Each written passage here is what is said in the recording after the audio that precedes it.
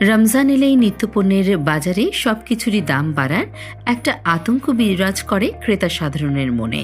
তবে এবার রমজানের শেষের দিকে এসে বাজারে নিত্য প্রয়োজনীয় পণ্যের সরবরাহ এবং দরদামে কিছুটা স্বস্তির ভাব ভোক্তা সাধারণের চোখে মুখে।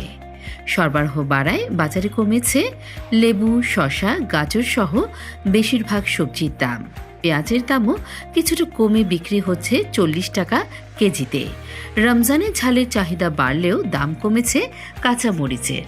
আমার কাছে স্বাভাবিক মনে হয়েছে, আমার কাছে এরকম মনে হয় না। আর সবজি যেগুলো কিনছি সেগুলো স্বাভাবিক মনে হয়েছে। স্বাভাবিক আলহামদুলিল্লাহ, মোটামুটি ক্রয় ক্ষমতার ভিতরে আছে আলহামদুলিল্লাহ। বাজার সীমিত আছে এখন। হ্যাঁ, এইভাবে থাকলে হয়তো আমাদের চলা যাবে। আচ্ছা, বেশি কোনো দাম কৃষকের লস। শুরুতে যেরকম ছিল সেরকম নাই এখন আর। প্রথম রোজায় পেঁয়াজ 60 টাকা কিনেছি, আজকে দেখা যায় 40 টাকা। রসুন ছিল আপনার 150 টাকা, আজকে হলো আরো কম, 140 টাকা। মিডিয়াম, মানে দাম বেশিও না কমও না, আমার কাছে তাই মনে হয়। বাজার একই রকম আছে, একটু কম আছে। সবজির দাম কমলেও বেড়েছে মুরগির দাম। ব্রয়লার মুরগির কেজি 200 টাকা ছাড়িয়েছে, আর সোনালী মুরগি কিনতে গুনতে হচ্ছে কেজি প্রতি 320 থেকে 330 টাকা।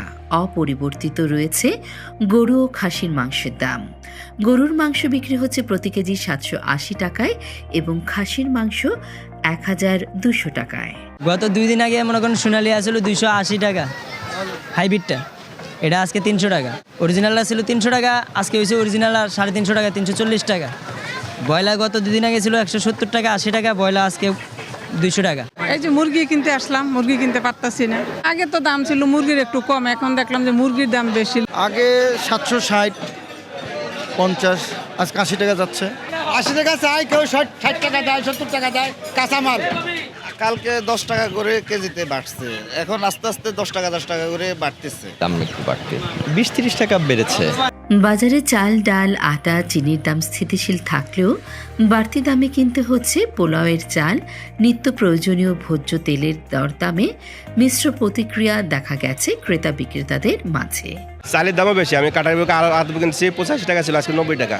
পোলার চালে 1 কেজিতে 30 টাকা বাড়াই দিয়ে দিচ্ছে, আর ভাতের চালে তার বাড়াই ধরে না। আর সুযোগ পাইছে পোলার চালের সিজন, আর মানুষে পোলাও খাইব। অন্যান্য চাল, ওই যে আপনার মিনিকেট চালটা একটু কিছুটা বাড়ছে, বাইরের থেকে আমদানি বন্ধ, এই সুযোগে হয়তো ব্যবসায়ীরা একটু সুযোগ নিচ্ছে। সরবরাহ স্বাভাবিক থাকলে রমজানের বাকি সময়েও নিত্যপণ্যের দাম স্থিতিশীল থাকবে বলে আশা করছেন সাধারণ মানুষ।